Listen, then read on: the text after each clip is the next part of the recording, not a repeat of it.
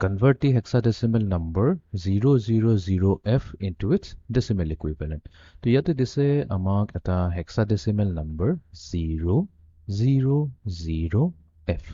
যেটো এটা hexadecimal হয় ইয়াক আমি ব্ৰেকেটৰ ভিতৰত ৰাখি ইয়াতে সাইডতে 16 লিখি দিম তো আমাক কৈছে যে এই hexadecimal নাম্বাৰটোৰ ডেসিমেল ইকুইভ্যালেন্টটো কি হ'ব হেতু আমাক ক্যালকুলেট কৰি উলিয়াব দিছে হেতু আমাৰ ইয়াতে একচুয়ালি বেস হৈ যাব 10 বেস 10 ওকে এটা আৰম্ভ কৰো আমি কি কৰিম প্ৰথমতে আমি আমাৰ যেটো hexadecimal নাম্বাৰটো দিছে হেতুক আমি প্ৰথমতে নোট ডাউন কৰি লওঁ ইয়াতে f হৈছে আমাৰ এই f টো হৈছে আমাৰ list significant digit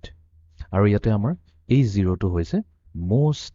significant digit so this সবতকৈ extreme leftত আছে এতিয়া আমি কি কৰিম গুটেই কিটা ডিজিটৰে আমাৰ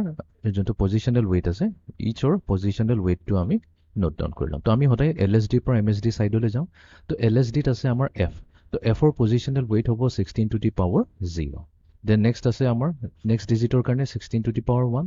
next digit to karne 16 to the power 2 and then next digit to karne 16 to the power 3 আমি ইয়াতে ৰখি যাম because আমাৰ তাত 4টা ডিজিট হে আছে এতিয়া যেহেতু আমি weight পাই গলো তো তেনে হলে আমি এতিয়া decimal equivalent to easily calculate কৰি উলিয়াব পাৰিম আমি MSD পৰা আৰম্ভ কৰিম MSD ত আছে আমাৰ কি হৈছে আমাৰ MSD হৈছে 0 এই 0 টক মাল্টিপ্লাই কৰিব লাগিব তাৰ পজিশনাল weight যোনটো হৈছে 16 কিউ তো 0 into 16 কিউ ঠিক আছে ব্ৰেকেটৰ ভিতৰত ৰাখি প্লাস কৰিম next digit two so next digit টুত আছে আমাৰ 0 এটো মাল্টিপ্লাই হ'ব তাৰ নিজৰ weighৰ লগত যোনটো হৈছে 16 square so 0 into 16 square plus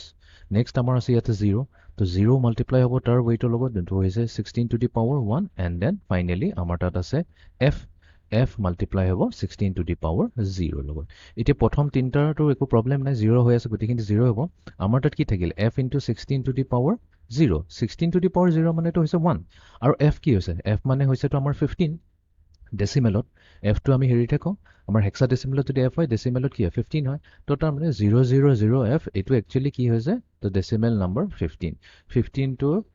15 decimal টুৰে হেক্সাডেসিমেল হৈছে 000f